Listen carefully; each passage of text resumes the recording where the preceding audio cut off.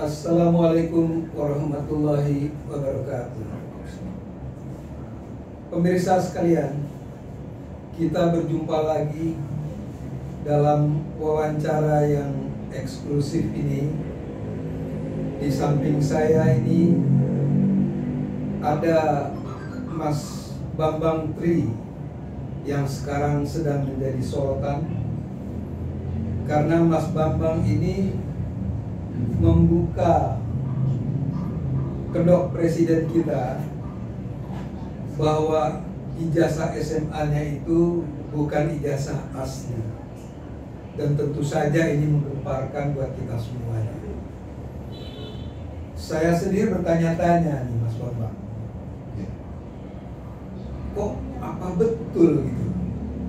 Kan ini suatu kejadian luar biasa. Dari tahun 2014 sampai sekarang itu tidak pernah terdengar hal itu, tiba-tiba sekarang meledak. Sebetulnya pada saat Mas Bambang membuat undercover pertama, itu sudah disinggung saya kira barangkali ya. Nah, saya menjadi tertarik untuk mewawancarai Mas Bambang, dan terima kasih sekali Mas mau untuk bicara kita berdua ini. Apa betul hal itu? Hal ini kan sangat luar biasa bagi kita rakyat Indonesia, karena kita mengalami suatu kebohongan bertahun-tahun tanpa ada yang bisa membuktikan bahwa itu apa istilahnya palsu gitu ya. Nah, mungkin Mas Bambang bisa jawab ya, apa benar ini semuanya? Oke, terima kasih Pak Indra Adil. Jadi saya senang bertemu dengan Bapak orang yang saya kenal pertama sebagai aktivis dari IPB yang pernah juga dipenjara oleh Pak Harto waktu itu, dan saya kenal juga sebagai penulis novel yang fenomenal, Lady Di Conspiracy, ya, yang bestseller waktu itu saya tahu. Nah, pertama saya sampaikan terima kasih juga atas perhatian Bapak kepada saya, sehingga susah-susah Bapak mencari saya dan menemui saya untuk wawancara ini. Terima kasih untuk wawancaranya dengan saya. Jadi kalau pertanyaannya adalah apakah benar bahwa kita punya presiden yang ijazah SMA-nya tidak memenuhi syarat, gitu. Ya itu memang betul, itu fakta Pak. Dengan penelitian saya yang panjang, gitu,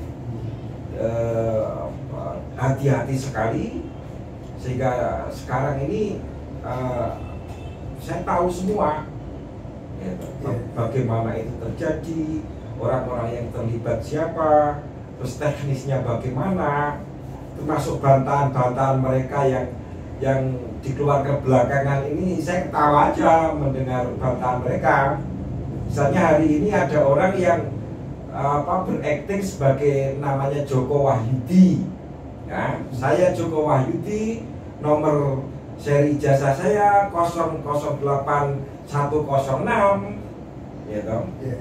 Sementara Bambang Tri menuduh nomor seri ijazah saya 008112, padahal yang itu adalah miliknya Pak Joko Widodo, gitu ya.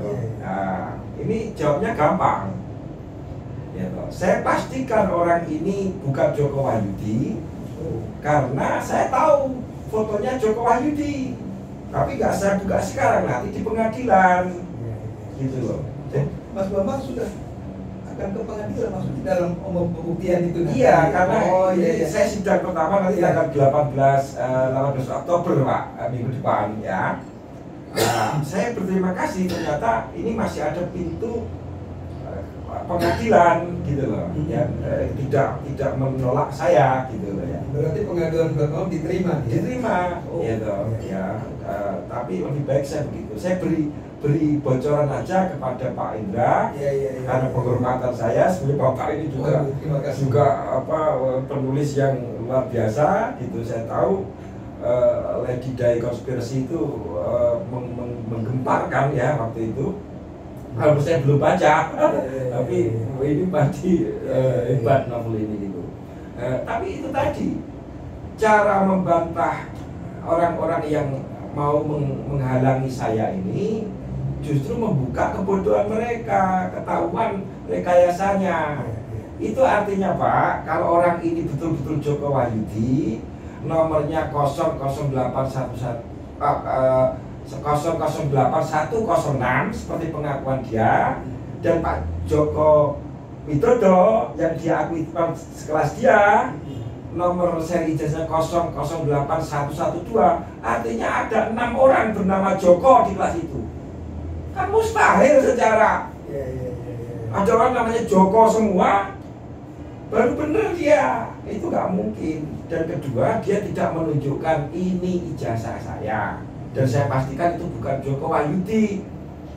Nah, tapi cuma dijadikan. Tapi berarti Joko Wahyudi yang benar ada? Ada, yaitu yang nomor seri ijazahnya dipakai Pak Jokowi itu.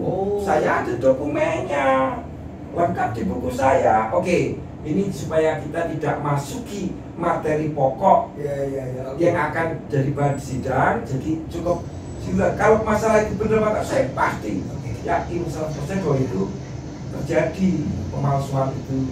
Oke, ini pembukaan saja ya. Jadi artinya menjawab pengetahuan ya. Karena inilah saya tertarik untuk mewawancarai Mas Bambang Tri. Oke Pak. Tapi sebetulnya yang saya ingin gali itu bukan itunya, karena itu sudah banyak. Sudah banyak. Jadi gini Pak, untuk enak, Bapak nggak usah panggil saya Mas Bambang Tri, kalau saya junior Bapak. Saya itu. Oke. Gini, Bambang Tri ya.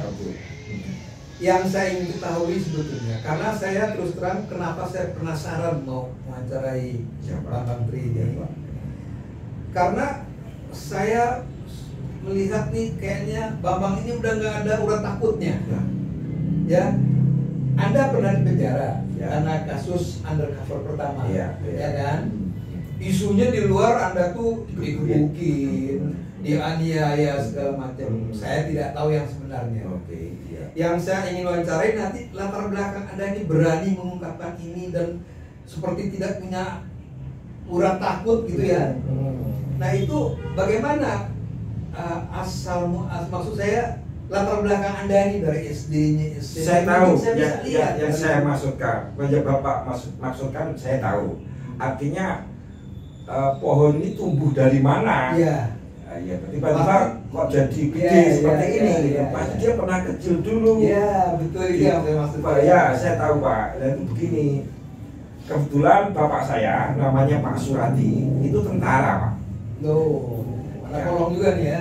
Tapi tentara zaman revolusi. Ya, Dia terlibat pertempuran langsung tuh di front Meranggen, yang waktu Clash Belanda pertama.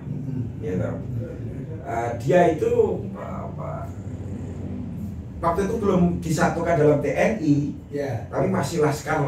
Dia masuknya Laskar Banteng, barisan apa gitu, komandannya pusat itu Bung Tomo. Nah,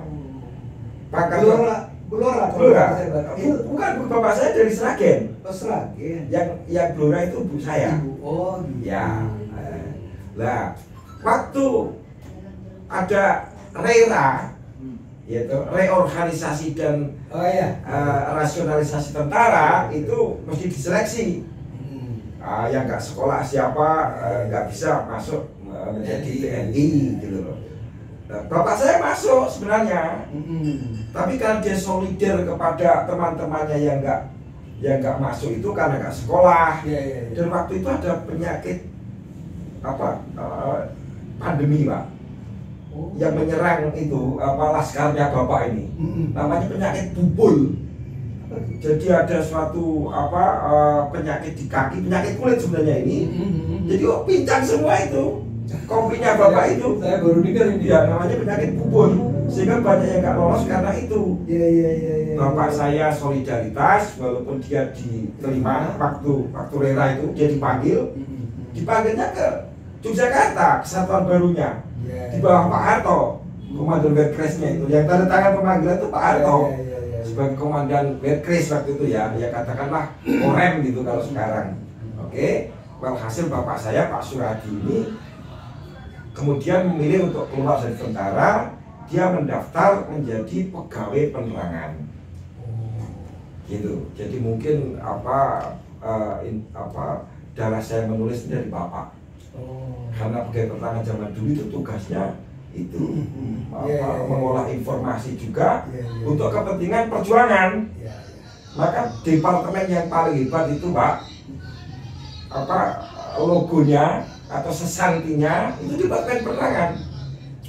Api dan tak pernah kunjung padam. Itu yang saya suka dari bapak saya pegawai penerangan ini. Kemudian tahun 65 Pak, bapak saya itu tokoh anti PKI di tempat saya. Jadi dia lawan itu semua di Sragen, di Blora, dia sudah nikah dengan ibu saya. Nah, tahun 65 kan. Bapak punya pengalaman traumatis karena ibu saya, ibu Kusniaji namanya, sudah almarhum keduanya ya sekalian. Itu pernah dikerjain sama tokoh PKI setempat, namanya Cumbi. Jadi ibu saya dilecehkan segala macam, gitu, untuk menjatuhkan mental bapak. Ya, bapak saya itu ketua PNI kecamatan. Ketua PNI. Partai Nasional. Karena pegawai penerangan kan. Iya kan. Bawahannya Pak Roslan Abdul Ghani. Ya. Nah. Bapak saya nggak bisa terima itu. Politik jangan ikutkan masalah istri segala macam. Bapak saya bawa alu Pak, antan gitu. Alu untuk numbuk. Iya, langsung rumahnya Cumbi itu. Bos PKI di desa saya itu dihantam dengan antan itu, ditantang berkelahi. Sejak itu Cumbi bertekuk lutut. Ya kan? Ya kan?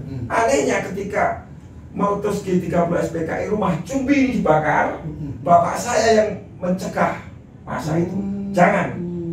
Kalau mau bakar orangnya biar pergi dulu. Nah, itulah saya mengagumi cerita bapak saya itu. Gitu. Nah, ternyata sejarah itu berulang. Terjadi sama saya. Jadi ya itu alami Pak. Saya mendapatkan itu semacam kekaguman politik. Kalau mau jadi politik, mau jadi wartawan ya kayak bapak kamu. Jadi ada unsur genotip juga ya, karena bapak Anda itu. Iya, mungkin karena saya menjelang tidur ceritanya bapak saya itu. Dongeng sebelumnya. Satu hal yang menarik, Pak Kapten C.I. Santoso itu pernah datang ke rumah bapak saya waktu 65. Karena bapak saya berani mukulin tentara yang PKI, namanya Pak Kadam. Di Blora. Nah, bapak saya ganti ditahan oleh Kodim karena ada bukan CPR kok mukuli. Iya kan.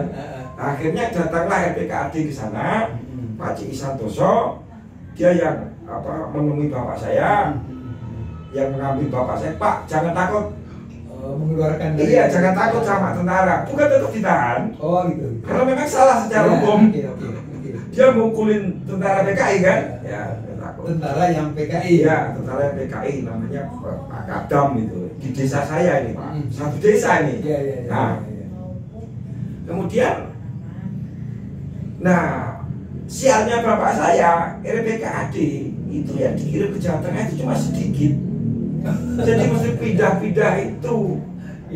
Nah, ketika bapak Letnan C.I. Santoso itu pindah ke tempat lain, tur gitu ya, bapak saya diajar sama komandan Kodemnya. Karena yang diajar sama bapak itu anak buahnya kan? Anak buahnya, dan ini juga PKI nih komandan Kodemnya. Iya, itu. Tapi bapak saya tetap tegas, saya keluar. Anda saya bunuh karena ada PKI walaupun tentara. Cerita itu diberikan kepada saya ketika saya belum di sekolah Pak, bayangkan. Itu sangat mencekam dalam.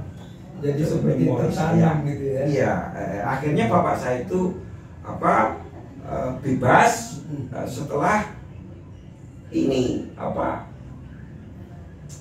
ID tertangkap segala macam, itu sudah berbalik keadaan, gitu. PKI kalah total waktu itu. Berarti seperti itu. Anda Bambang Tri ini dulu dari SD sampai SMA di Blora? Iya. Oh. Ya. Iya. Jadi saya anak bungsu dan saya dikenal pinter gitu di mungkin karena saya minum asinya itu lama, Pak. Ya, jadi biasanya kuat juga ya. Fisik juga kuat. Iya, sampai kelas 3 SD itu saya masih karena saya anak bungsu ini. Gitu loh, itu. Ya saya bersyukurlah gitu. Dan dulu karena bapak saya itu pegawai penerangan, dia kalau pulang itu bawa koran. Sejak kelas 2 SD saya baca koran, Pak. Ini kan jarang ini. Iya, betul. Di zaman itu ya. Iya. Makanya ketika SD saya itu siswa teladan tingkat kecamatan. Oh, gitu. Jadi ada bibit kecerdasan lah barangkali ya. Iya karena sudah baca koran duluan tuh yang teman lain ada. Ya pantas saja saya pintar sendiri gitu. Dan Bapak juga sudah memompahkan ya. Sebenarnya Bapak itu kan kemudian dimusuhi oleh Golkar. Karena dia nggak mau Golkar, pegawai negeri, tapi tetap aja dia PDI Soekarnois gitu loh, Pak. Iya. Oh gitu ya. Untuk oposisinya itu penyalurannya ke saya. Anak kecil diajak bicara politik. Iya. Gitu loh. Oh jadi Anda udah mengerti politik? Iya, Bapak saya. Bahkan saya diberi satu buku yang sangat kemudian berkesan membekas di hati saya. Judulnya Pengkhianatan Diri Sendiri. Wah. Apa itu cerita? Itu terjemahan dari novel luar negeri, The Self Betrayal itu Joseph Wisberg. Iya. Itu novel tentang perubahan politik di Austria. Nah, pokoknya itu sangat hebat dan itu akhirnya kenapa disebut pengkhianatan diri sendiri karena tokoh utamanya namanya Bruno Stern yang waktu itu adalah ketua Partai Komunis Austria yang berkuasa di bawah Kremlin, gitu. Dia akhirnya menyerahkan itu semua dengan mengakui dosa-dosanya. Yang bunuh adik saya, Lola Stern, itu saya. Yang membunuh paman saya itu saya. Itu Yahudi semua ini. Dibunuh oleh komunis sendiri yang dia pimpin. Ini kisah nyata, Pak. Kisah nyata di novel. Iya. Makanya saya Bapak ini novelis ini. Saya juga bikin Ledida itu yang kisah nyata yang dalam novel. Iya. Tapi bercampur fiksi kalau. Enggak, Pak. Itu enggak penting bagi saya karena saya pernah dengar kata-kata. Saya bersyukur di hari waktu saya jadi wartawan Jakarta Tribun itu saya sempat ketemu dan wawancara dengan Pramudia. Ya, tetangga saya itu ditangkai. Pak tuh ditahan. Iya. Enggak, bukan rumahnya dia punya ditangkai. Oh, tetangga saya. Iya. Nah, di situ saya mengatakan diberitahu oleh Pram bahwa realitas itu terbagi dua. Satu realitas hulu, itu fakta-fakta yang mentah itu, kemudian realitas hilir itu apa yang sudah diolah oleh penulis. Gak apa-apa, ada fiksi yang sedikit gak apa-apa, tapi yang penting kebenarannya tetap esensi dari. Saya memang kalau diingatkan kembali soal buku Ledida itu, saya menumpang ketenaran Ledida untuk membongkar konspirasi dunia. Betul. Itu kira-kira begitu. Ya itu yang kepengen saya tak belajar lebih banyak. Gitu loh. Anda ini sudah, saya lihat sih mungkin sudah lebih pakar dari saya soal keberanian sama. Karena gini, investigasi Anda tentang ini, saya kira ini bukan setahun 2 tahun. Iya. Tentang presiden kita ini ya. Pasti lama itu.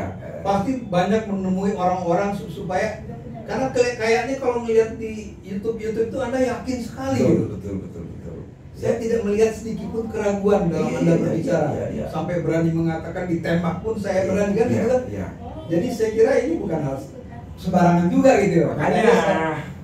Makanya saya pembaca tadi Self Betrayal bagaimana yang namanya Bruno Stern ini yang sang tokoh antagonis ini, dia mengaku saya membunuh saudara-saudara saya sendiri karena mereka nggak mau jadi komunis. Ya, karena saya nggak bisa lepas dari kesalahan ini, perasaan bersalah ini. Ya, toh. Nah, akhirnya dia mengaku itu kepada yang namanya Joseph Wisberg, si Yahudi wartawan ini yang kemudian imigrasi ke Amerika, yang kemudian menjadi penulis novel ini. Karena si Joseph ini naksir Lola Stern. Jadi dia sudah mencurigai yang bunuh Lola ini si Bruno sendiri. Waktu itu posisi dia sudah ketua sekjen Partai Komunis Austria, berkuasa penuh. Nah, di situ di balik layar. Memang itu kalau kita mundur ke belakang tentang lahirnya komunisme, itu di buku saya ada. Iya, ada tujuannya di situ ya. Yang menciptakan komunisme di Rusia itu adalah Yahudi. Betul. Dan itu adalah Yahudi dari Amerika. Betul. Federalism Bank itulah tokoh-tokohnya yang mengirim Lenin dan termasuk untuk revolusi Bolshevisme itu untuk menciptakan yang namanya komunisme. Jadi itu sebetulnya menjadi makan tuan. Kan yang dibunuh Yahudi juga kan? Itu. Nah, begitupun yang terjadi di Perang Dunia Kedua di buku saya ada lengkap. Jadi komunisme diciptakan oleh Yahudi. Kemudian pada Perang Dunia Kedua, Hitler membantai Yahudi. Betul. Ya kan? Holocaust. Iya, Holocaust itu kan. Padahal Hitlernya sendiri juga Yahudi. Iya. Dan dia menyerang komunisme. Iya. Nggak suka dengan komunisme. Betul. Gitu. Betul. Jadi nanti saya kasihlah bukunya lah. Harus itu Pak. Iya. Saya. Jadi kemudian berarti Anda kan menginvestigasi nih soal ijazah ya. Ijazah ini. Nah, itu siapa aja yang pernah Anda temui dan ya semua yang perlu saya temui. Termasuk kepala sekolah SMA-nya dulu atau nggak perlu. Maksudnya teman-teman yang di setting Jokowi untuk menjadi influencer dia, user dia untuk mengakui dia lulusan itu. Saya temui semua. Yang temui itu perekayasa ini ya. Perekayasanya itu. Kalau guru-gurunya udah pada meninggal, udah nggak ada. Gurunya ini kan tidak ngomong sekencang itu, gitu. Ya pokoknya dia dibawa mantuk-mantuk aja gitu. Tapi yang aktif ngomong, yang namanya Mahmud Nurwindu, Sigit Haryanto, Bambang Masito, itu saya temui semua. Baik langsung ke rumahnya maupun melalui WA. Lah ajaibnya yang saya sendiri belum bisa menjawab kenapa bisa. Dan dari mana saya dapat telepon-telepon aktif mereka? Nah, itu cerita panjang tersendiri gitu loh, toh. Dengan energi tersendiri lagi. Gitu loh. Memang ini ada unsur ya, memang ini alam bicara. Kalau orang biasa gitu, tapi kalau dalam bahasa agama ya ini udah Tuhan pembukaan. Jadi kalau begitu Anda mendapatkan juga dong ya, karena dia tidak lulus SMA, tidak ada ijazah SMA sebetulnya. Berarti dia tidak mungkin masuk ke Gajah Mada. Ya, bagaimana mungkin? Tapi kemudian saya menemukan siapa itu yang kuliah yang datanya dipakai dia itu, ternyata adiknya sendiri yang betul-betul kuliah itu. Hari Mulyono itu masih hidup sekarang ya? Sudah meninggal 2018. Tapi foto yang diakui fotonya Jokowi, baik foto kegiatan, foto mapala naik gunung, maupun foto dalam ijazah, maupun dalam buku alumni, itu semua sudah saya buktikan itu fotonya Hari Mulyono. Adik kandungnya? Katakanlah adik kandungnya. Gitu. Tapi beda ibu, sama bapaknya. Kalau wawancara dengan Pak Refli Harun sudah detail mengenai itu. Oke. Memang saya tidak masuk situ. Ini cuma secara nggak sadar kan masuk ke arah situ gitu ya. Jadi Jadi setelah itu Anda setelah SMA Anda di Blora, di Blora kan? Kemana Anda selanjutnya? Ini begini.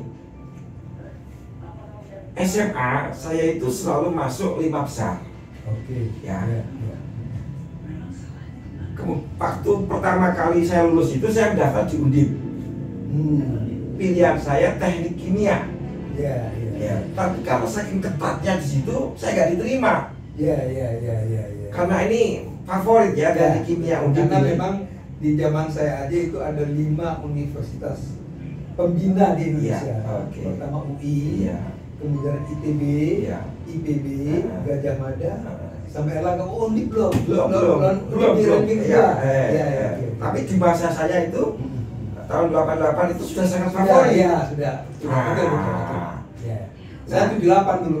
Ya, juga terjadi faktor-faktor non teknis sehingga semua teman saya yang bareng saya itu Pak, yang berangkat daftar sama-sama di Undip semua, mereka diterima semua, teknik sipil lagi. Iya. Saya sering nggak, mereka bingung, kok bisa kamu nggak diterima ya, nggak tahu ini. Udah. Padahal Anda 5 besar ya? Saya 5 besar, mereka memang ada yang lebih baik dari saya, tapi yang 2 ini di bawah saya. Iya. Cuma mereka pilihannya teknik sipil, berarti saya salah pilih. Kalau saya pilih teknik sipil, kemungkinan saya diterima. Pilih saya teknik kimia. Itu takdir. Itu cerita itu. Lalu kemana? Kemudian saya nunggu setahun, nganggur, tapi saya di Semarang. Nah, pokoknya adalah saya punya saudara di sana. Tahun berikutnya saya masuk Fakultas Peternakan di Undip. Saya turunkan pilihan saya. Nggak usah teknik lah, peternakan aja. Saya diterima. Begitu saya masuk kampus, saya jatuh cinta pada teman kuliah saya, namanya Martini. Tapi cinta saya tidak diterima. Saya kemudian malas masuk kampus. Unsur ya? Di Undip, jadi 2 ini. Peternakan Undip. Ininya diturunkan ya? Nah, di Undip kan. Peternakan ya? Ya, berikutnya lagi saya gila sepak bola setelah saya ditolak si Martini ini. Saya sempat ketemu dengan Sartono Anwar, pelatih utama PSIS. Dia melihat bakat saya sepak bola, kamu ikut saya. Masih di Undip nih? Masih. Ya, tapi sudah males kuliah. Ya, karena Martininya nggak mau sama saya itu. Ya. Halo Martini, ada di mana sekarang? Masih. Dia pinter Pak. Tapi udahlah, itu masa lalu saya. Nah, akhirnya saya jadi bintang di klub itu, anggotanya PSIS namanya Romeo Pak. Klubnya itu Romeo, divisi 2. Karena ada saya, itu kemungkinan promosi ke divisi 1 sangat besar. Nah, kebetulan Sartono punya anak namanya Nova Arianto, kemudian jadi pemain Persib Bandung. Siapa yang punya anak Nova Arianto? Itu anaknya Sartono Anwar. Nova Arianto itu klubnya namanya SSS, dia divisi 1, klub PSIS anggotanya. Sartono punya rencana Nova ini di belakang back, saya jadi striker.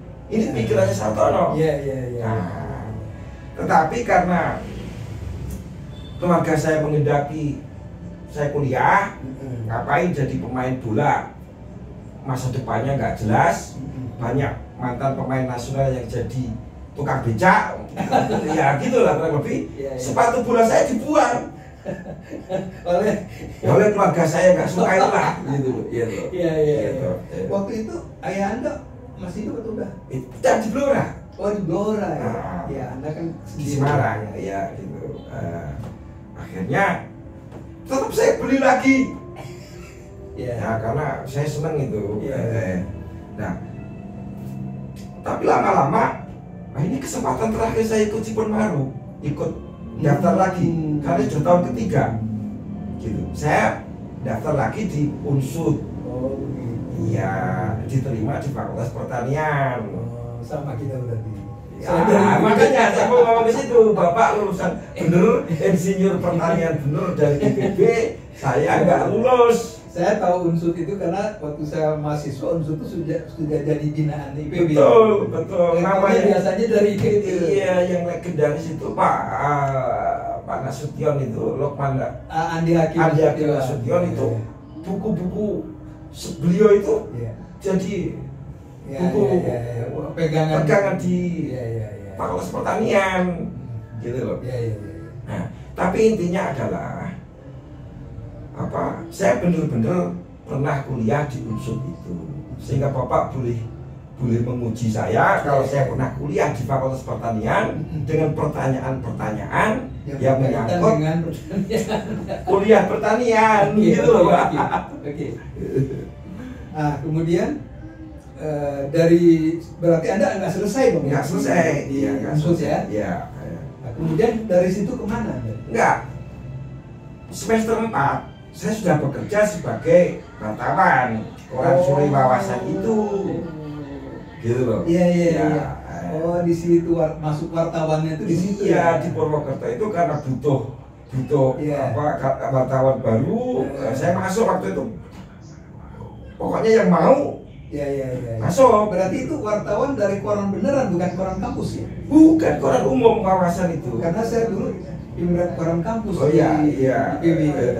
Beda kan wartawan kampus dengan wartawan di luar yang beneran itu kan beda. Betul, ya beda lah cara mainnya. Jadi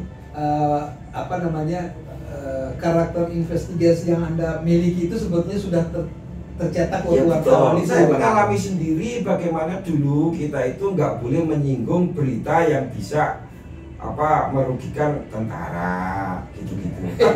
Tapi saya nekat aja. Saya tulis semua yang itu, contohnya pertunjukan striptis yang dikoordinasi oleh oknum tentara di Baturaden. Saya datang aja, saya tulis sambil lihat gratis loh. Berarti di zaman Orde Baru. Cipunato. Gitu. Tetap saya tulis walaupun nggak pernah dimuat, ya terserah aja.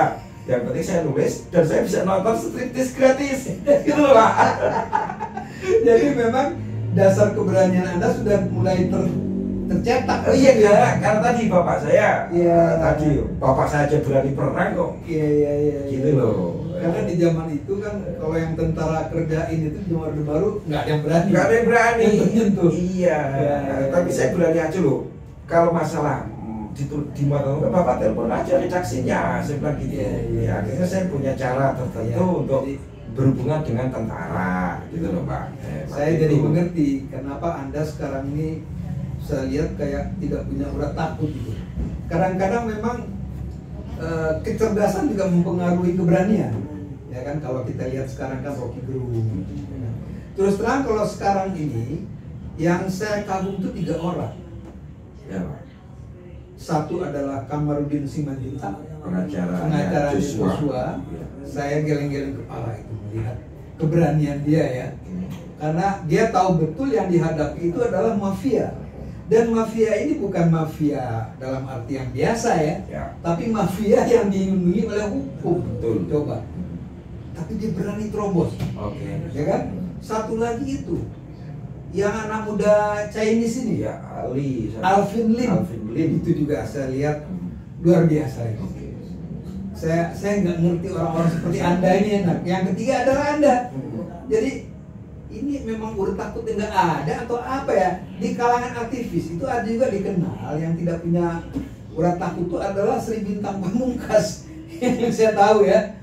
Nah jadi saya nggak ngerti apakah Allah memang menciptakan mereka ini nggak punya urat takut ya? Bukan Pak, bukan. Jadi begini, ya. Saya sebenarnya biasa aja. Jadi nggak ada yang istimewa dari perilaku saya, gitu. Tetapi kalau Bapak jadi saya punya data seperti yang saya punya dan mengalami perlakuan seperti yang mereka lakukan terhadap saya, pasti Bapak jadi seperti saya. Ya belum tentu juga saya tidak seberani Anda saya. Loh, karena Bapak nggak mengalami seperti saya dan tidak mendapatkan data-data yang mengalir seperti. Jadi terbentuknya keberanian Anda itu menurut Anda adalah karena Anda yakin pasti dengan data yang Anda dapatkan dan berani dibawa kemana pun. Betul, enggak. Istilahnya ya, istilah kerennya itu beyond reasonable doubt. Ya, gitu. Nggak bisa diragukan dari arah manapun. Berarti baik Pak Kamarudin maupun Alvin Lim juga begitu ya? Iya, mereka pasti punya sesuatu fakta benar. Ya Allah mau tembak gua, mau tangkap gua, silakan aja gitu ya. Fakta ini harus diketahui publik dengan harga apapun. Iya. Seperti saya, informasi ini harus diketahui publik dengan harga manapun. Karena ini kalau diketahui bisa membawa manfaat yang luar biasa bagi seluruh bangsa. Tapi gini, Bung Bambang Tri ya. Ya Bambang aja Pak. Mas Bung Bambang ya. Nggak usah pakai Bung saya ya. Memang saya 20 tahun lebih tua dari Iya dong. Iya, saya sudah 71 ya. Iya. Jadi maksudnya gini, kalau mendengar begitu memang rasional juga sih kata-kata Anda. Betul. Karena saya lihat Kamarudin juga sangat meyakini apa yang dia bela. Begitupun Al-Firli saya lihat. Sehingga itu memunculkan keberanian luar biasa. Sekalipun saya tidak yakin bahwa semua orang akan begitu. Ya. Jadi tetap saya kira ada latar belakang termasuk yang Anda ceritakan tadi, dan termasuk juga mungkin kecerdasan ya kalau Iya. Jadi itu tetap berpengaruh. Karena ada orang punya data lengkap semua tapi dia nggak berani. Kan banyak juga yang. Tetapi dasar dari keberanian saya, keberanian Pak Kamarudin, Pak Alvin itu kan dia punya sesuatu fakta yang kuat sekali, dan dia berpendapat ini lebih baik saya mati tapi data ini terungkap daripada saya hidup selamat tapi data ini tidak terungkap. Jadi mereka ini Anda termasuk hanya takut kepada Tuhan kelihatannya ya. Saya nggak mengklaim begitu, saya Muslim biasa. Saya percaya bahwa kalau memang belum waktunya mati ya belum mati, tapi kalau waktunya mati ya bisa aja saya ditabrak mobil tanpa perlu alasan apa-apa gitu. Kita kan harus percaya sama takdir, Pak. Nah, kembali kepada undercover yang pertama itu kan Anda ditangkap. Selama ditangkap itu ada nggak pendekatan dari pihak kepresidenan kepada Anda? Ya ini belak-belakan aja lah ya. Pak Jokowi itu minta ketemu saya. Yang disuruh tuh Pak Osman Sabtaudang. Nah, Osman Sabtaudang menyuruh kakak saya waktu itu sama-sama di DPD, Bambang Sadono itu, untuk memanggil saya, memberitahu Pak Jokowi kepengen ketemu saya. Saya diminta untuk tidak menerbitkan buku itu. Nah, saya diberi kompensasi, apakah mau minta jabatan atau minta duit, gitu loh. Gitu. Saya ngomong nggak apa-apa, saya tetap mau membantu Pak Jokowi, karena sebenarnya buku saya ini tidak akan menjatuhkan dia. Gitu. Itu cuma koreksi administratif, orang tuanya yang bener ini cukup dikoreksi dengan berita acara di KPU, selesai. Nah, tapi Bapak berat nanti untuk nyalon lagi karena Bapak sudah ketahuan berbohong, ya toh? Nah, makanya saya ngomong begitu, nggak usah pakai duit, nggak usah pakai jabatan, cukup Pak Jokowi bersurat secara resmi pada saya supaya buku saya tarik, ya toh saya katakan kepada pembaca, ini belum selesai bukunya, saya tunda sampai Pak Jokowi nggak menjabat lagi. Maksud saya seperti itu. Nah, tapi rupanya Pak Jokowi ini sudah punya agenda sendiri, ketakutan. Dia sudah punya pikiran orang macam Bambang Tri inilah yang kelak akan membongkar ijazah palsu saya. Pasti dia sudah punya a priori seperti itu. Padahal waktu itu saya sendiri belum sampai ke situ. Saya yakin ijazahnya nggak palsu. Oh, belum yakin ya? Memangnya orang gila. Ijazah palsu dipakai nyalon presiden kan?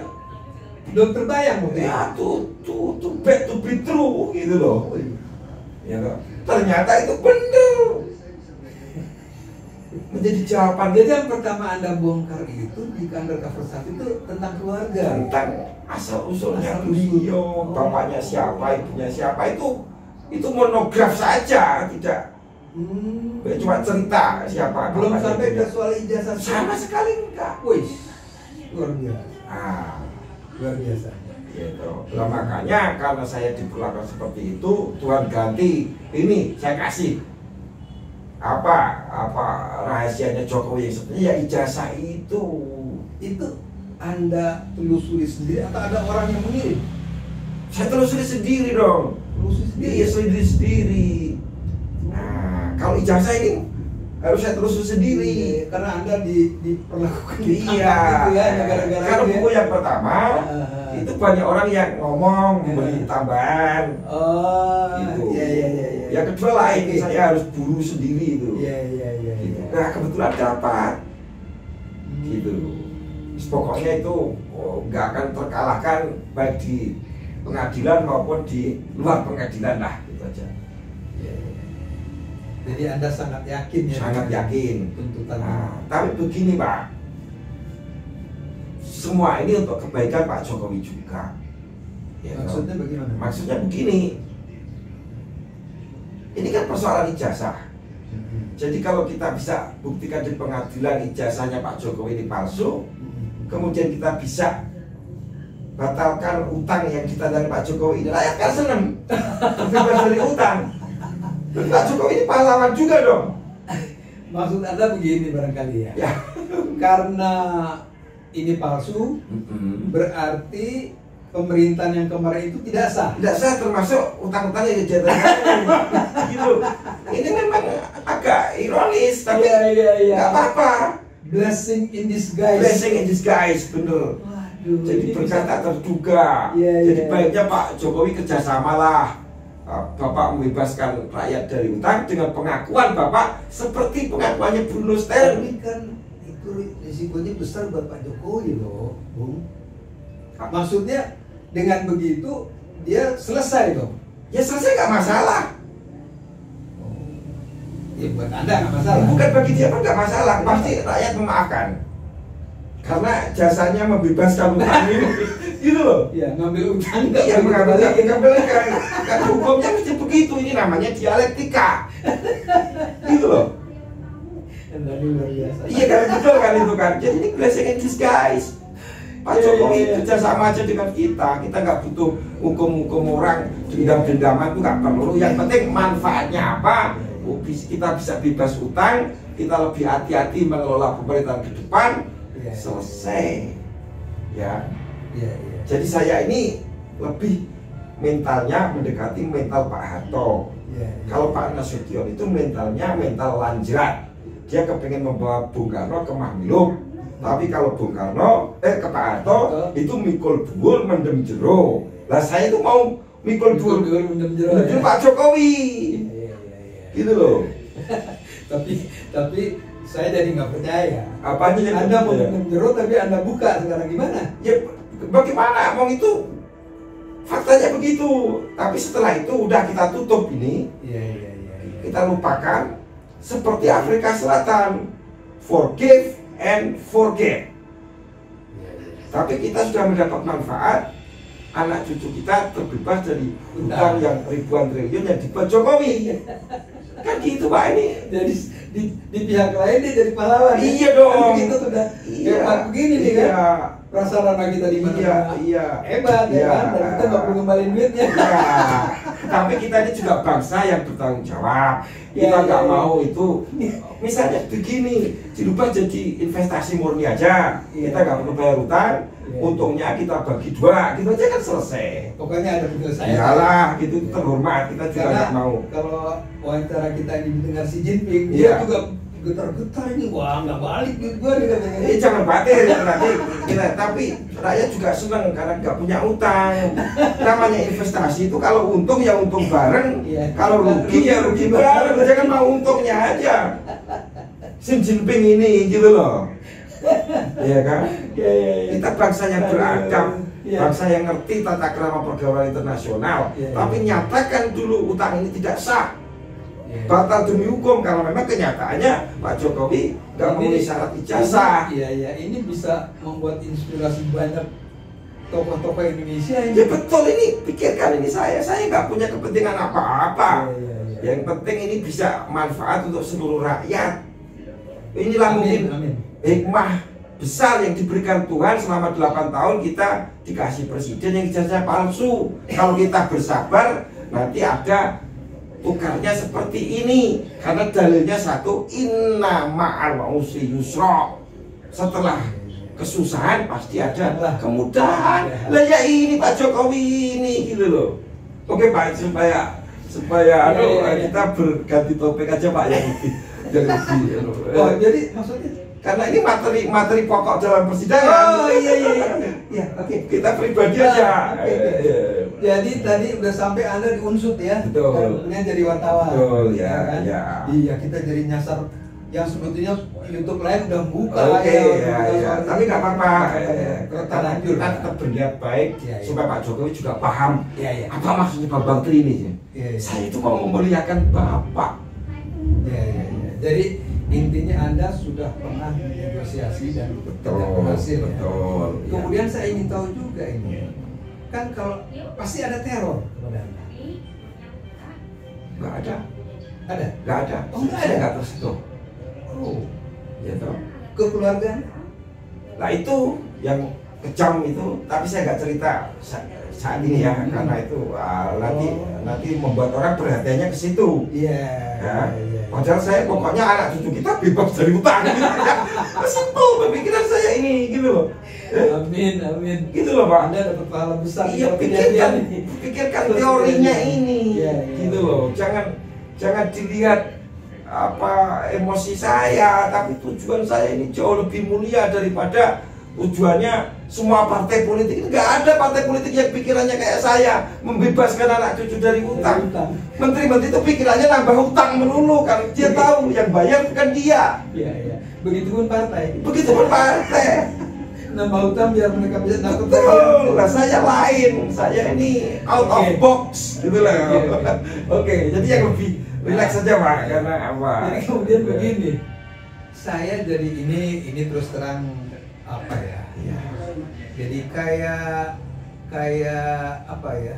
Inspirasi sekilas gitu. Betul. Saya melihat selama pemerintahan Jokowi ini kan kelihatannya bebas, ya kan? Bebas kan orang ya sampai Pak Jokowi pernah ngomong. Jadi begini, saya tadi jawab tadi ya, mengapa diberitakan Bambang Tri digebukin di penjara? Iya. Enggak, mereka nggak berani menyentuh saya. Itu hanya untuk menakuti orang lain yang mau kritis seperti saya, gitu loh. Jadi sengaja itu di move kan. Saya juga dengar ya. Anda enggak saya segala macam. Saya diperlakukan dengan baik oleh pemasyarakatan. Cuma keluarga saya dihancurkan supaya tujuannya saya gila. Kan gitu aja, gitu loh Pak. Untung saya nggak gila, malah punya ide cerdas membebaskan utang rakyat Indonesia. Ini kan luar biasa Pak. Gitu. Saya sendiri nggak menduga ini. Nah, ujungnya sampai ke sini. Yang saya maksud tadi inspirasi itu, saya melihat dalam situasi orang banyak takut, ya, karena kan kayak aktivis di penjara, ya kan baru mereka nulis di YouTube segala macam kayak Syahganda, ya kan, ada beberapa aktivis lagi yang masih rekan-rekan saya juga itu ditahan. Ulama bicara sedikit kayak Alfian Tanjung bicara PKI ditahan, ya kan. Jadi orang akhirnya kan semua takut. Betul. Tiba-tiba muncul nih 3 orang berani. Saya jadi berpikir ini mestinya 3 orang ini bisa jadi presiden calon di 2024. Dan ini mimpi saya, karena orang-orang kayak beginilah yang dibutuhkan untuk pemerintah negeri ini, sehingga dia tidak takut terhadap tekanan dari siapapun, termasuk oligarki gitu. Iya, kalau Tuhan kehendaki ya bisa saja saya presiden. Amin. Ini saya udah mancing Anda berhasil ini.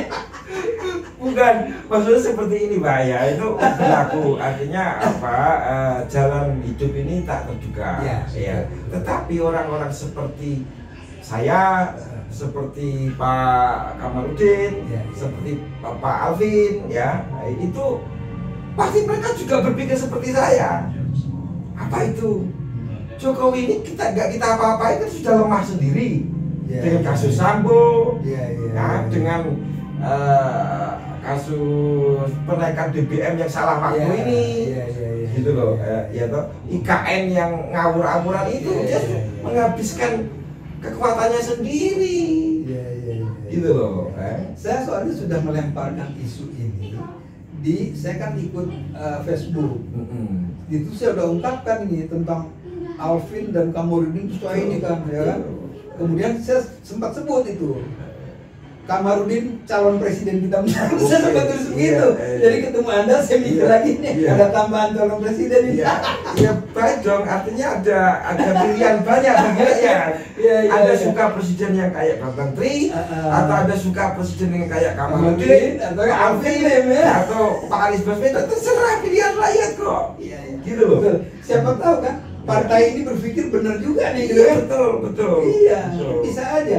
Karena di YouTube ini pendukung Anda sendiri, pendukung Kamarudin, Alvin Lim itu luar biasa. Betul. Jutaan Ya, loh. tapi begini Pak, kita itu kalau jadi presiden ya saya bersyukur, enggak juga enggak apa-apa. Yang penting rakyat, anak cucu kita bebas dari hutang ribuan triliun.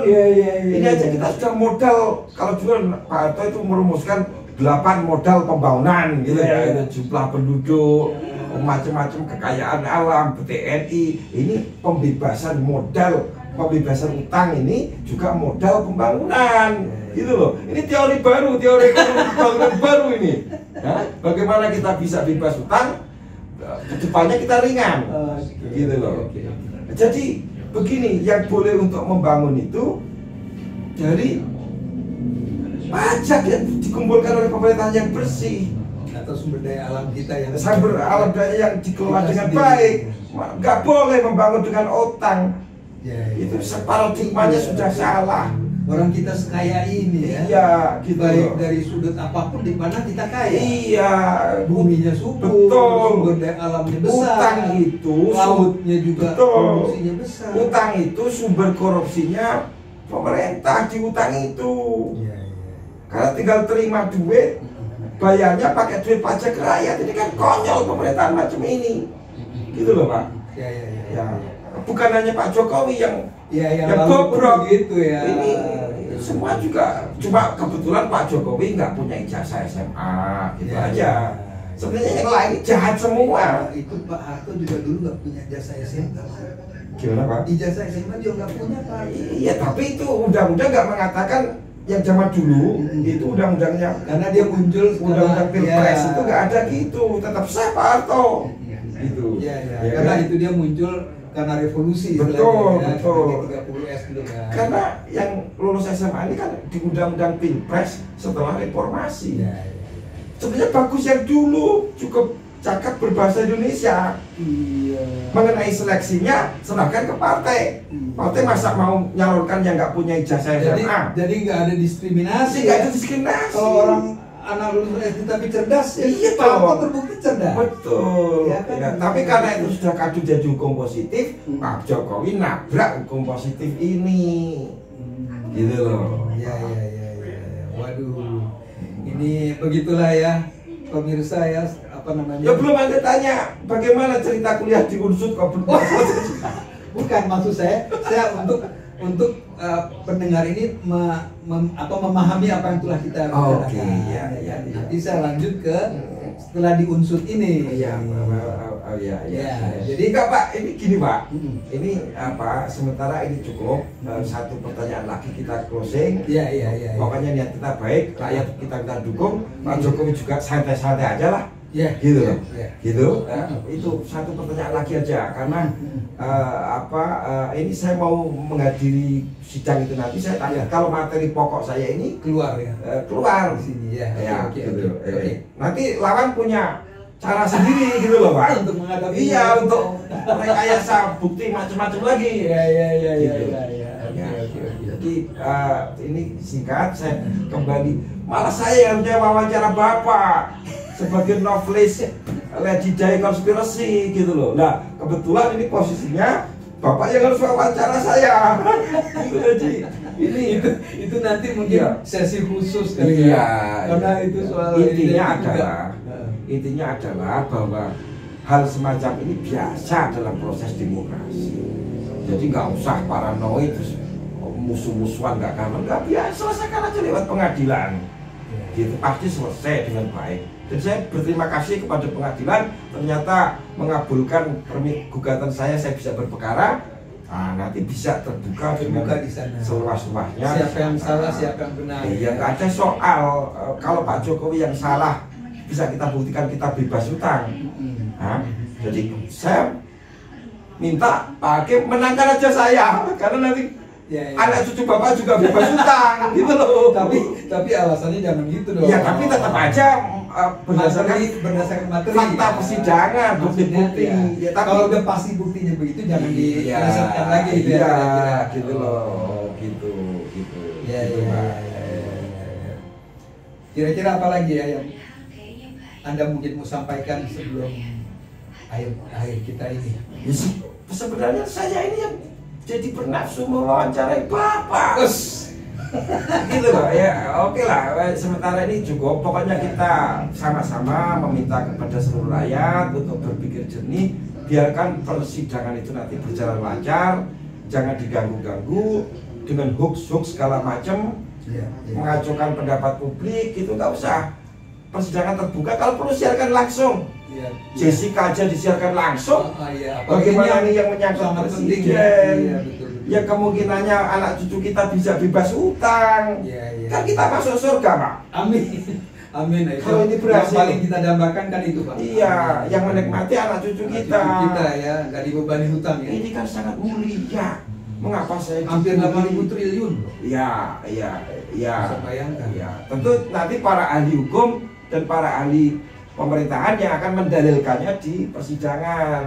Tapi tentu pandangan saya ini sangat bisa dipahami oleh seluruh rakyat. Amin. Karena sederhana. Dan yang tanda tangan nggak sah kok. Ya. Batal demi hukum. Betul. Iya kan? Jadi Pak Jokowi santai-santai saja, Pak. Kita cinta aja, Pak. Yang penting rakyat bahagia. Amin. Ya. Jadi pahlawan beliau nanti. Iya. Mudah-mudahan kita semua jadi pahlawan karena kita berani jujur. Nah, Tuhan suka kepada orang-orang yang jujur. Betapapun besar kesalahan kita, Allah Maha Pengampun, Maha Penyayang, gitu loh. Nah, kalau Pak Jokowi nekat menuruti para penjilat yang memberikan masukan salah, yaitu terserah Pak Jokowi kalau mau. Yang Anda hadapi ini fakta, kebenaran murni. Ya, tapi nggak ada rekayasa apapun, gitu loh. Oke. Terima kasih banyak nih, Bung Bambang Tri ya. Oke, saya mohon maaf kalau saya ngomongnya begini. Ya, Tapi intinya nanti saya ganti wawancarai Bapak bagaimana didai konspirasi itu, gitu loh. Iya. Karena saya kebetulan penggemarnya Ladidai, Pak. Wih. Ya loh. Biasa ini ketemu ini. Iya. Makanya Anda jadi dengar itu menjadi tertarik ya. Goyang pikiran saya. Bahkan saya hafal lagu tribute untuk Ladidai itu waktu meninggal. Dinyanyikan oleh Elton John. Judulnya Candle in the Wind. Nah, itu bait pertamanya, Pak. Saya ngutip sebentar ya, biar saya bisa nyanyi. Goodbye, England's rose, may you ever grow in our heart. You were the grace that placed itself where lives were torn apart. You called out our country and you whispered to those in pain. Jadi Ladidai itu hafal sampai akhir, tapi suara saya jelek gitu loh. Saya itu bagus kalau bernyanyi, tapi lebih bagus lagi ketika nyanyi. Oke, sekian Pak, jadi saya terima kasih sekali. Sama-sama. Ya. Terima kasih. Terima kasih. Sama-sama Pak. Ya, begitulah pemirsa.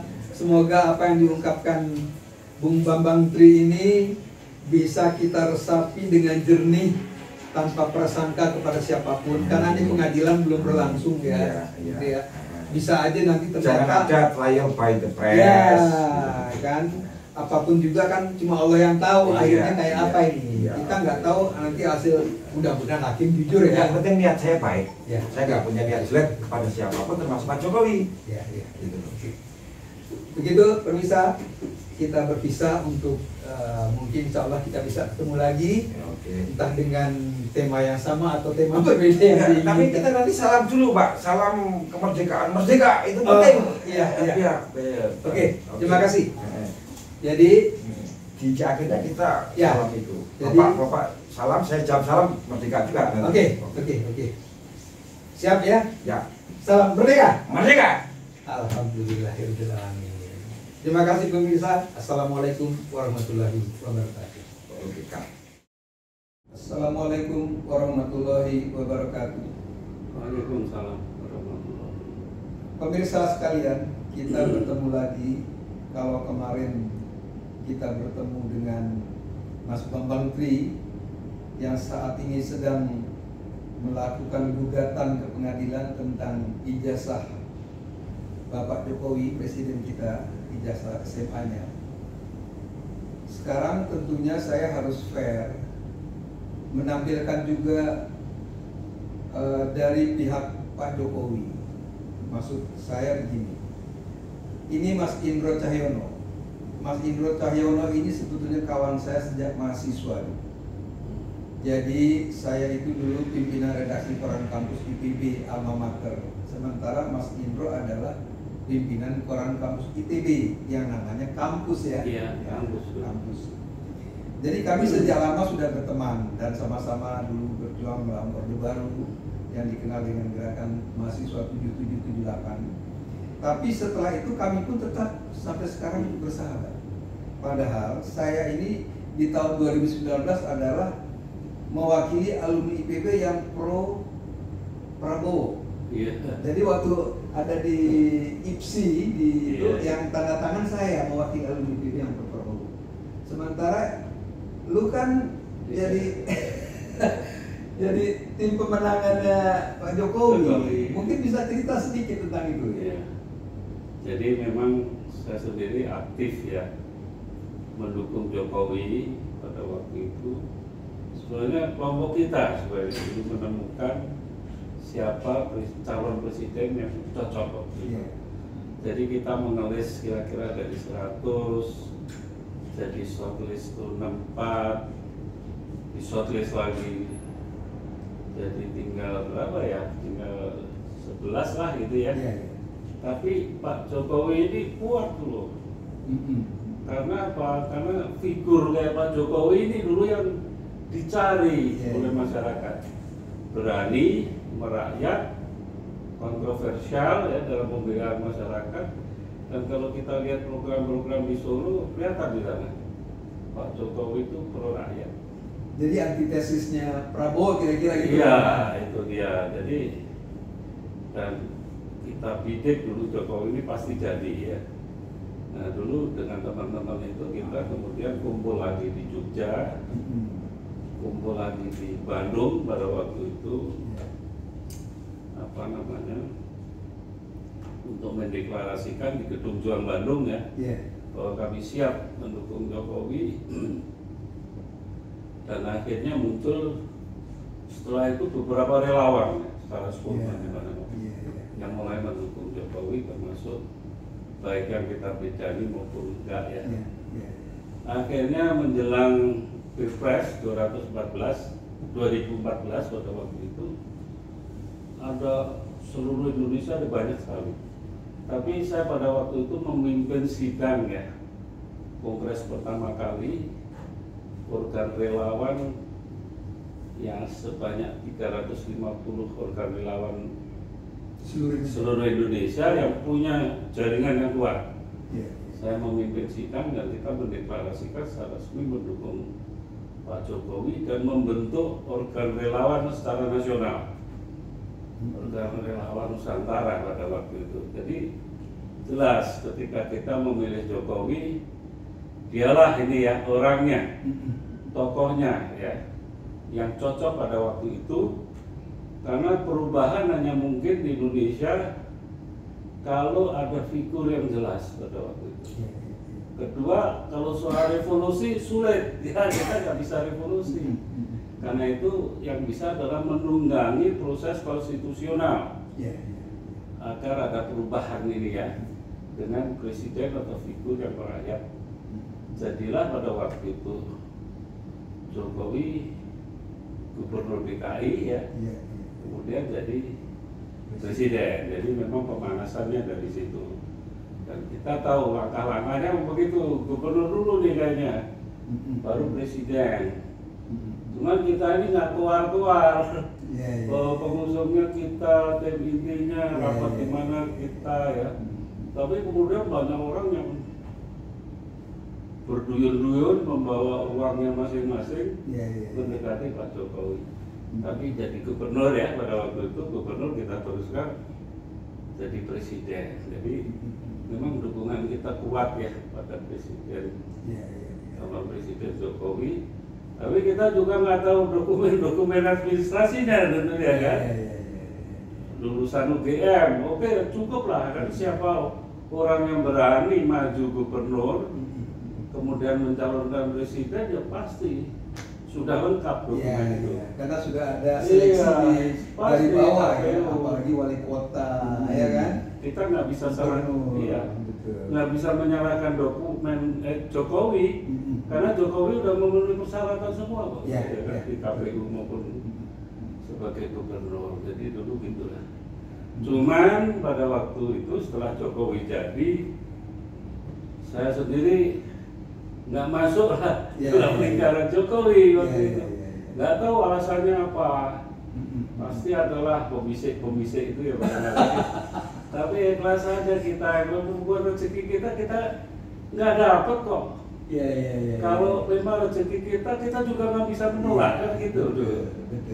Udah pernah pertama kali ditawarin komisaris RRI apa tuh? RRI ya. RRI ya. Raja Wali Nusantara. Terus isunya santer.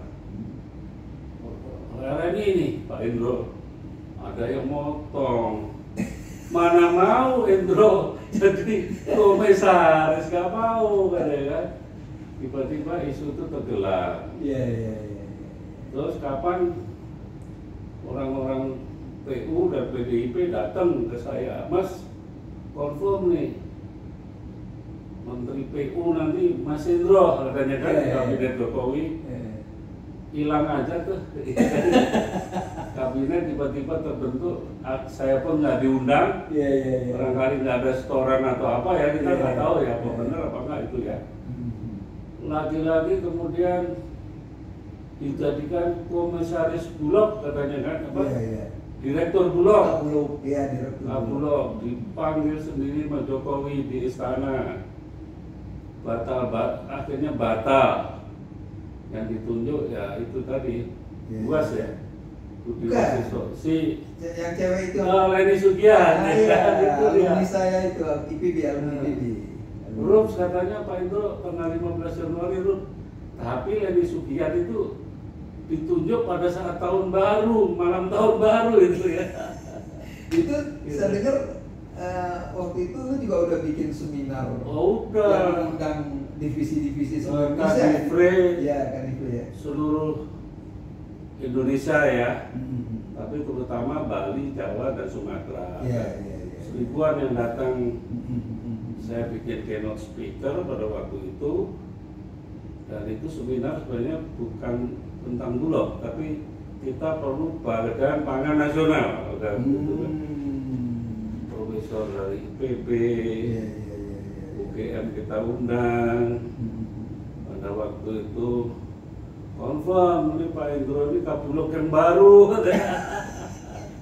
Ya itu takdir namanya. Ya bukan Jadi rezeki. kita kerja. Itu Terus Menteri Pedesaan gitu juga.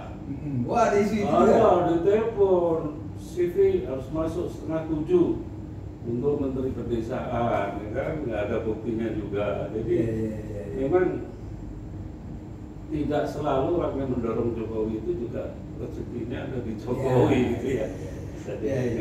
Nah karena itulah sekali orang yang semangat kita itu yakin Pak Jokowi itu perform. Dia adalah lulusan perguruan tinggi, nggak ragu-ragu kita. Jadi menurut Mas Indro ini di mana kasus sekarang ini yang diangkat oleh Bambang Tri ya, yang boleh dikatakan menggemparkan lah ya, menggemparkan tentang ijazah palsu dari SMA-nya Pak Jokowi dan mungkin juga dari ijazah palsu di Gajah Mada. Kita nggak tahu yang sebenarnya kan. Oh gitu ya. Oh iya, ini yang yakin Bambang Tri-nya. Tapi kan rasanya juga dia tidak mungkin kalau tidak begitu aja berani. Karena yang dihadapi ini kan bukan main-main.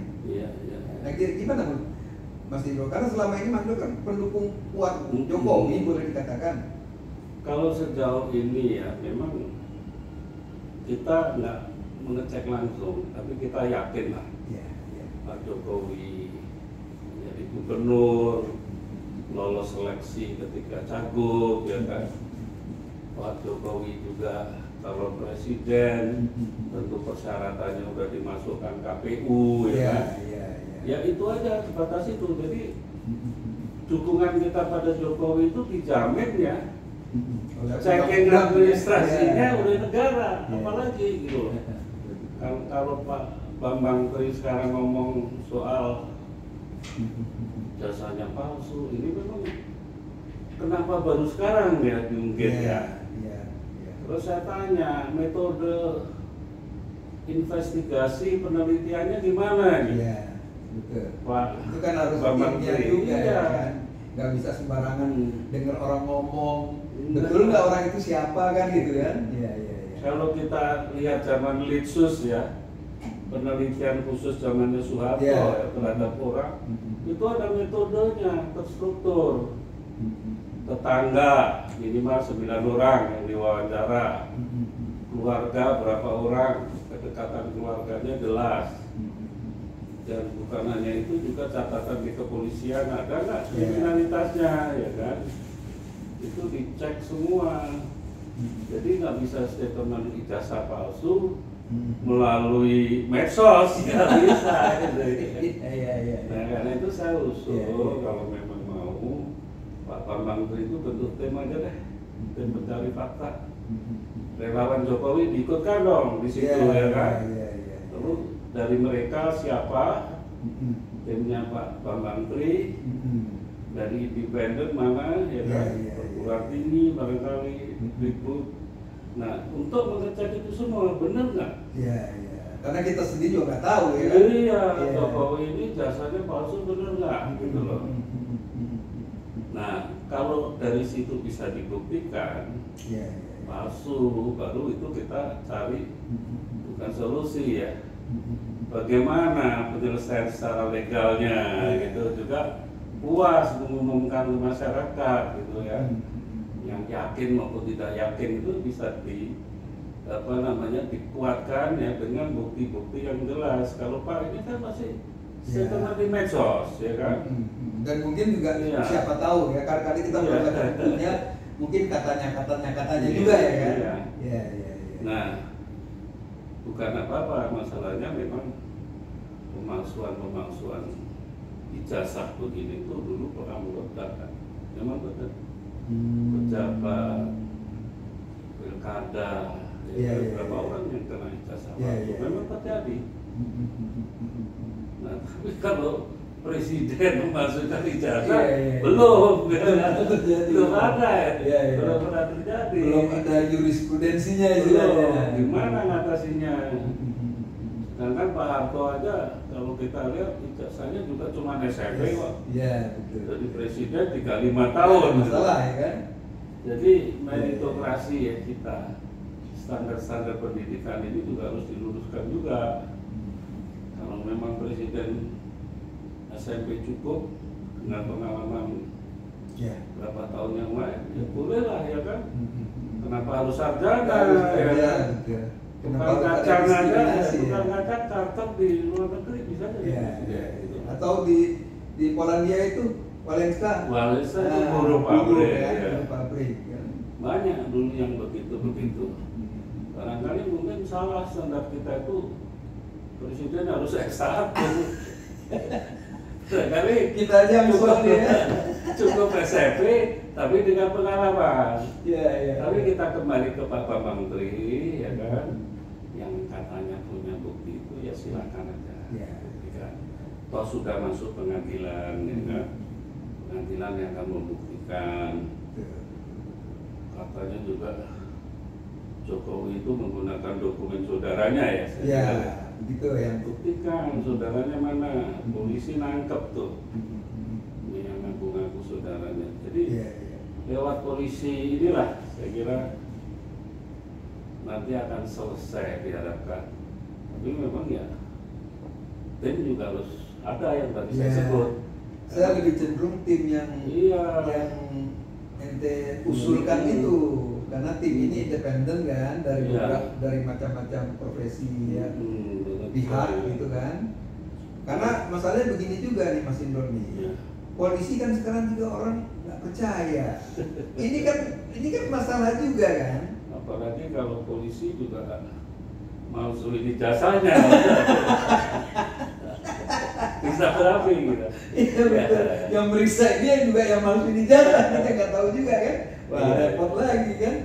Iya, ya. Saya kira memang ya pembuktian tadi perlu ya, Iya, iya. untuk mengakhiri era kepalsuan ya, Iya, betul. di Indonesia ya. Jangan ada lagi lah yang malsu-malsu sarjana hukum menjadi gubernur, apa namanya, dapat S2, S3 kan, Iya, dipalsukan iya. semua. Iya, iya. Ternyata juga nggak pernah datang ke kampus kan, tapi dapat S2, tapi absensinya penuh.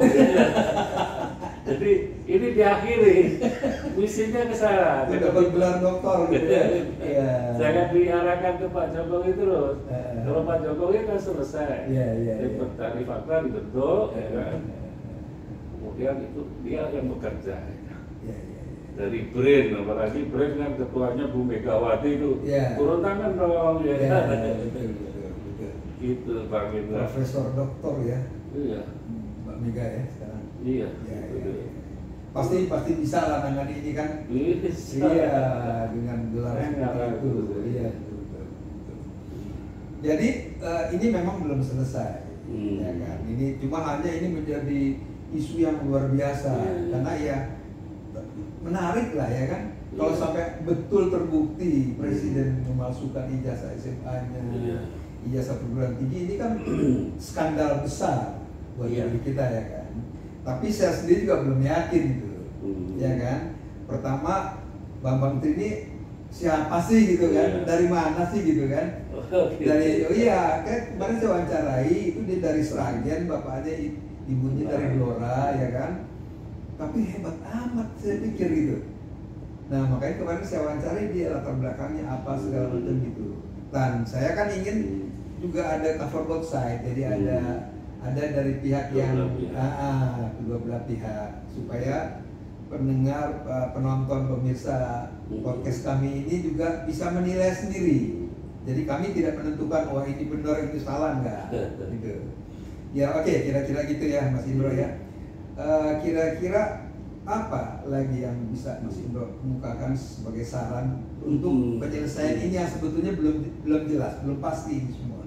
Jadi gini, memang saya ngomong secara sosiologis ya, memang di dunia ini ya ada orang-orang yang bekerja ya, untuk mengungkapkan kebenaran. Itu ada filsuf-filsuf Yunani itu mau salah mau enggak, dia menyusun kerangka teori dan membongkar kebenaran-kebenaran yang ada di alam ini kan.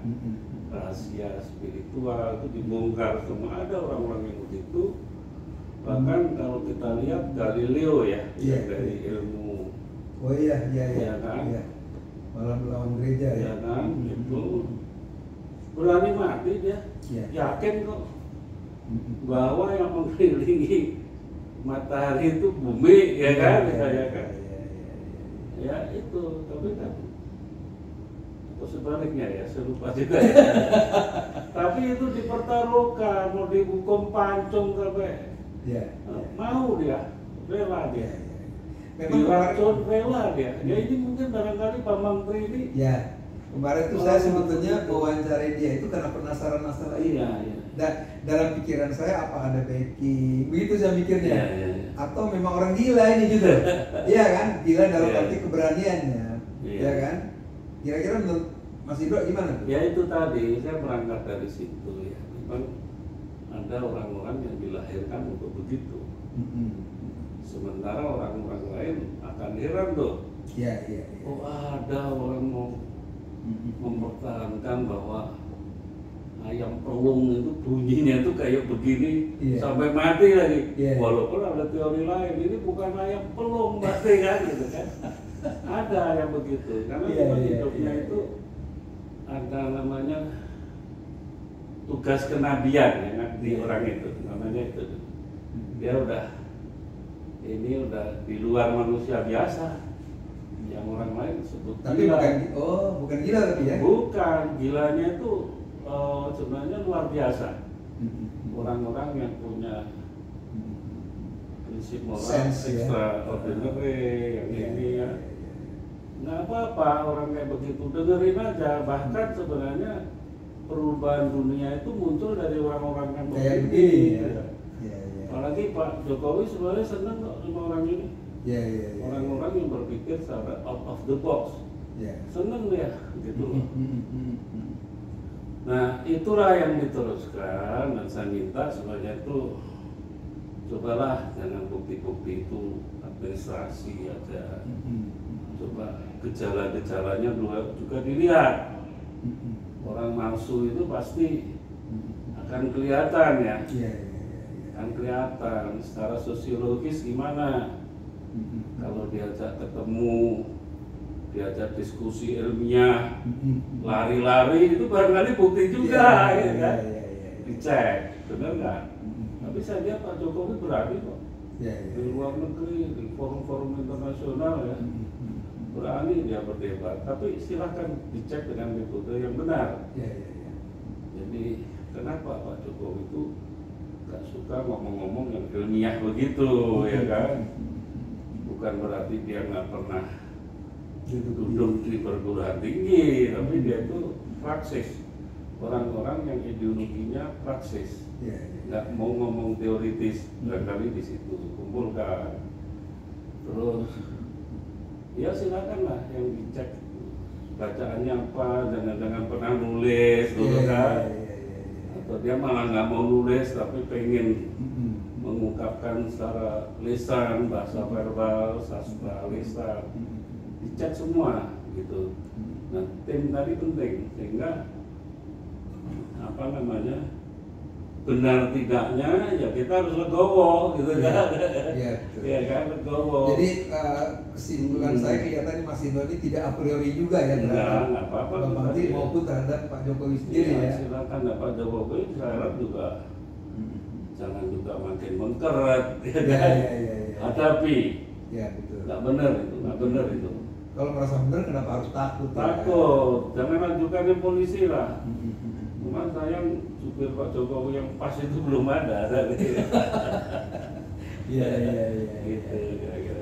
Oke, terima kasih nih Mas Indro nih ya.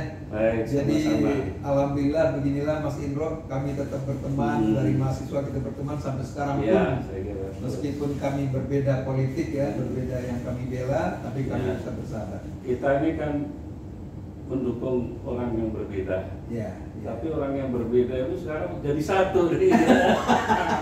Meskipun Iya benar-benar. Untuk kita nggak berantem ya, nggak berpisah juga ya. Iya, alhamdulillah. Jadi kita tetap menjadi satu ya kan. Iya. Oke, terima kasih nih Mas Indro nih atas ini kan saya perlu pandangan objektif dari pihak Pak Jokowi gitu ya. Mungkin ada apa pesan terakhir yang mungkin yang bisa Mas Indro ini kan sebelum kita. Ya, saya kira Jokowi itu dulu harapan saya mencalonkan dia kan sebagai pembaharu segalanya. Iya. Kita lihat nawacitanya itu bagus sekali. Jadi kita harap andai kata ingin membentuk satu masyarakat yang benar, yang berbasis intelek, tolong dihargai ya kan. Ada orang-orang yang ingin mengungkapkan kebenaran, dihargai gitu ya.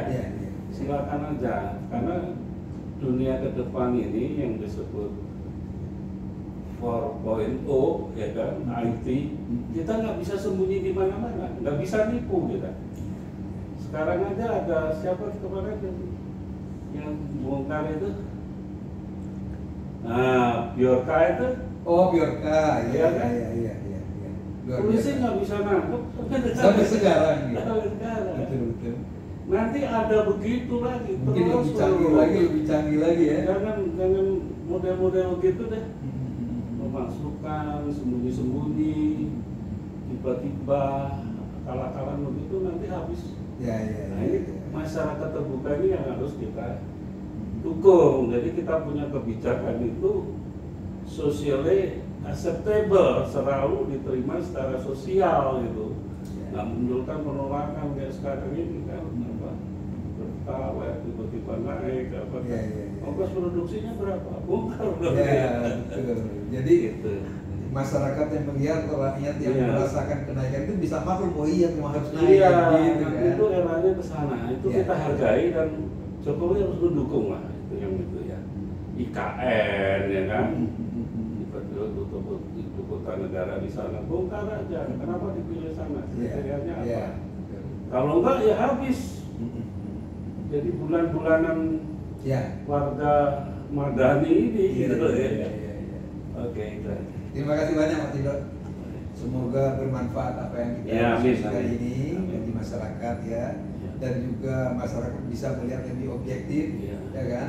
Tidak pro sini pro sana lalu berantem gitu kan? Nggak perlu harus begitu. Kita selesaikan dengan baik-baik dan kemudian kita serahkan kepada pengadilan untuk Ya, menentukannya. pengadilan Iya kan? bisa ke Jadi begitu pemirsa sekalian, dan terima kasih atas apa namanya istilahnya, Anda mau menonton podcast kami ini, semoga mendapat informasi yang benar ya dan menyejukkan buat kita semua. Assalamualaikum warahmatullahi wabarakatuh. Waalaikumsalam.